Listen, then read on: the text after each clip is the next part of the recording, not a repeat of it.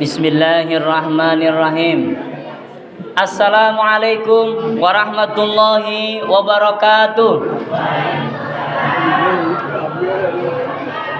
Allahumma salli ala Muhammad. Allahumma salli ala Sayyidina Muhammad. Allahumma salli ala Sayyidina wa maulana Muhammad. Bapak, Ibu, adik-adik yang dirahmati Allah, malam ini saya akan menyampaikan suatu hal, tapi saya minta persetujuan dulu ya. Kenapa? Karena hal ini jika dilaksanakan, jika diamalkan, akan menjadikan seseorang itu dekat dengan Allah. Mau? Bapak-bapak mau? Ya, ibu-ibu yang suaranya kenceng ya. Bapak-bapak insya Allah mau juga. Yang normal pasti mau. Jika amalan ini kita lakukan, maka predikat atau kualitas ketakwaan kita yang Allah janjikan dalam surat Al-Baqarah 183 dengan kata la'allakum tattaqun itu meningkat kualitasnya. Jadi tidak hanya seperti yang lalu-lalu, tapi spesial, ada hal yang sebenarnya jarang dilakukan. Meskipun kelihatan gampang, tapi ternyata tidak mudah. Perlu kesungguhan. Maka sekali lagi, Bapak Ibu, adik-adik yang dirahmati Allah, kalau ini kita lakukan, kita nggak perlu juga mengeluarkan biaya untuk mendekati Allah dengan sedekah, materi, bisa membutuhkan biaya. Untuk menghadiri pengajian majelis taklim di suatu tempat yang jauh, perlu ongkos kendaraan, bensin dan lain sebagainya.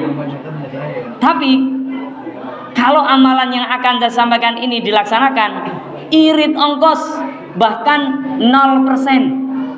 Tidak perlu ongkos, tidak perlu biaya, dan langsung mendapatkan predikat kualitas takwa yang meningkat. Sudah siap untuk mendapatkannya? Siap Bapak Ibu? Insya Allah. Ini jarang-jarang nih disampaikan. Di internet juga nggak ada, kecuali kalau cari channel saya. Bapak Ibu yang dirahmati Allah, salah satu kelemahan kita itu hanya meningkatkan kuantitas. Banyak-banyakan membaca khatam juz demi juz dari Al-Quran. Bagus, tapi nggak boleh berhenti di situ. Salah satu kelemahan kita adalah kita jarang mengerti ayat Al-Quran karena bahasa Arab, padahal sekarang banyak terjemahan. Nah, salah satu kekurangan kita juga, kita kadang kurang merasakan. Kadang ya, banyak terjadi, kita kurang merasakan bahwa ayat demi ayat dari Al-Quranul Karim itu luar biasa dahsyat, banyak menyelesaikan persoalan umat. Kalau kita baca, kita hayati, kita temukan rumusnya, pelajarannya, ibrahnya, maka banyak sekali persoalan kehidupan kita yang selesai dengan ayat itu. Masya Allah. Meskipun baru satu ayat, padahal isinya ribuan ayat. Allah sampaikan dalam Al-Quran, wala takfu ma laisa laka bihi ilm, inna sam'a wal basara wal fuada kullu ulaika kana anhu mas'ula. Jangan kalian atau kamu mengikuti sesuatu yang kamu tidak tahu ilmunya. Kenapa? Karena sam'a, pendengaran, wal basara, penglihatan, wal fuada, dan aktivitas hati, kullu ulaika kana anhu mas'ula, ketiga-tiganya semuanya akan dimintai pertanggungjawaban oleh Allah. Oleh siapa Pak Bu? Allah. Oke, saya ulang ya. Jawab Allah bareng-bareng biar masuk ke dalam hati kita. Bapak Ibu hadirin adik-adik yang dirahmati Allah, semua apa yang kita dengar, apa yang kita lihat, dan apa yang terdetik, bergejolak, terbersit di dalam hati kita, aktivitas hati kita, semuanya akan dimintai pertanggungjawaban oleh Allah. Masya Allah. Ini ayat luar biasa. Pelajarannya banyak, ibrohnya banyak, bisa dikeluarkan rumus-rumusnya untuk menyelesaikan banyak persoalan hidup kita. Nah, malam ini saya sampaikan rumus dari ayat ini. Rumus apa? Rumus ini kalau kita terapkan tadi, Bapak Ibu, meskipun sudah tidak di masjid, keluar dari masjid, tapi pahala selalu berlipat. Masya Allah. Rumus ini kalau kita terapkan, meskipun kita sudah selesai baca Al-Quran, kita lagi nyantai nih, tapi pahala dicurahkan oleh Allah. Di akhirat bejibun banyak sekali, di dunia dirahmati, bahkan menjadi soulmate-nya Allah. Kalau bahasa sekarang soulmate, kalau bahasa Quran waliullah. Kalau kita terapkan, kita menjadi waliullah. Waliullah itu adalah kekasih Allah. Bapak, Ibu, adik-adik yang dirahmati Allah, sudah siap menjadi kekasih Allah? Masya Allah, harus siap. Rumusnya adalah 3S.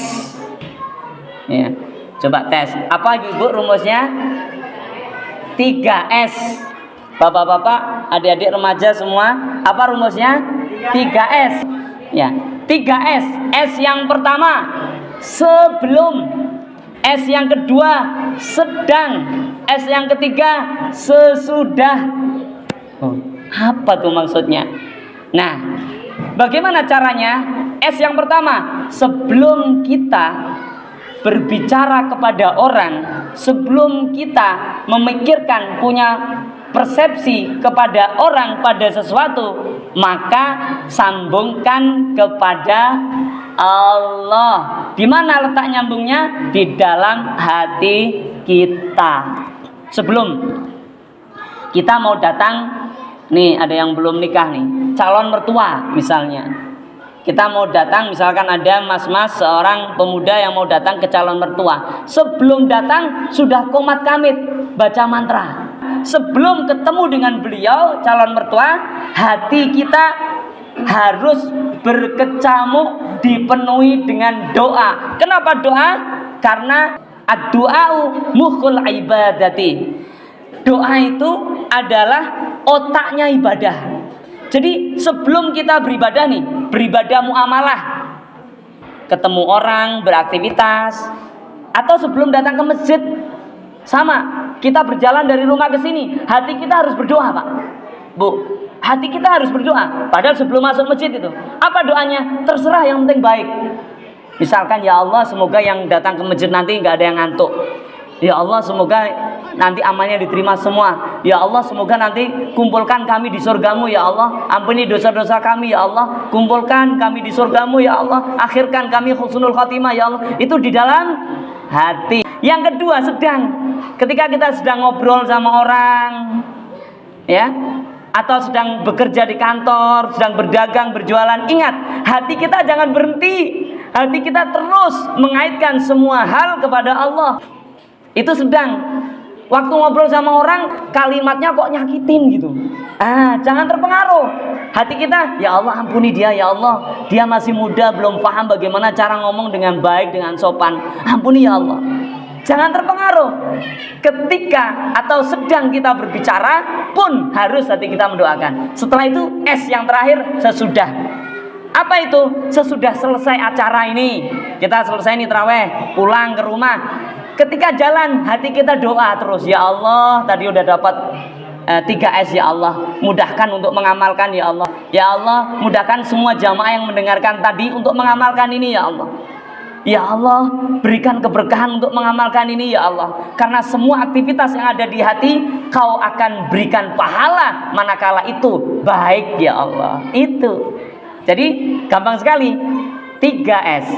Sebelum, sedang, sesudah, beraktivitas apapun, terus doakan kepada Allah, berdoalah kepada Allah. Jazakumullah. Assalamualaikum warahmatullahi wabarakatuh.